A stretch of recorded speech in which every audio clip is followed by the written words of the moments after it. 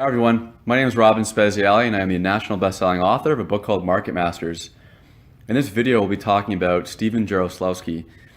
Mr. Jarislowsky is a well-known Canadian investor. He started up Jarislowsky Fraser, one of the biggest money managers now in this country. And he wrote a pretty great book called The Investment Zoo, which I read a couple of years ago.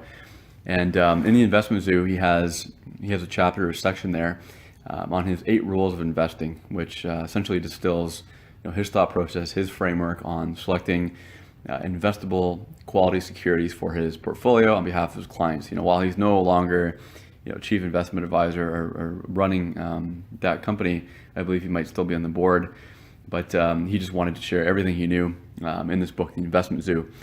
So from rule 1 through 8, not in rank order, I'm sure they all have equal importance, I'll be discussing Stephen Jarislowsky's 8 rules of investing.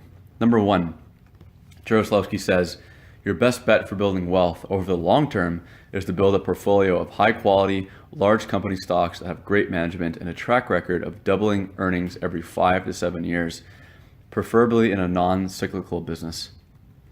Rule number 2, Jarislowsky says, choose stocks over alternatives such as property, which is cyclical, and bonds, which have lower returns over the long haul, and be wary of alternative investments such as gold and art.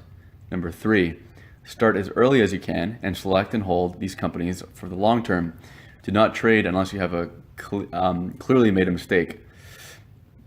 Trading only adds dealing costs and possibly triggers a tax charge too. Be a long-term investor, not a gambler, and keep costs to a minimum. Number 4, Jarislowsky says, shares produce an average real return of 5 to 6% a year after inflation. The earlier that you can start, the more miraculous will be the effects of compounding over a working life. Rule number 5, put your plan in place and do not waver in the face of short-term market fluctuations. You do not own the market, only those companies in which you are invested. Number 6, Jarislowsky says, look at market bubbles as an occasional opportunity to take profits and market slumps as an opportunity to top up your holdings with cheap purchases. Number 7, do not be swayed from your plan by smooth-talking financial advisors or stockbrokers. Beware of mutual funds or their UK equivalent, unit trusts, because of their high charges and often pedestrian performance. And finally, rule number 8 from Stephen Jarislowsky is keep yourself informed on the companies in which you invest. Make a point of reading your company's reports and accounts. Anyways, guys, I hope you like these 8 rules of investing from Stephen Jarislowsky. I definitely combine a couple of these elements into my own investment approach, not all. But if you want to learn more about Stephen Jarislowsky, do some research on Google. If you go on YouTube, there was a really good interview of him by another Canadian. I forget the name of that interview, but I think it's the only one there.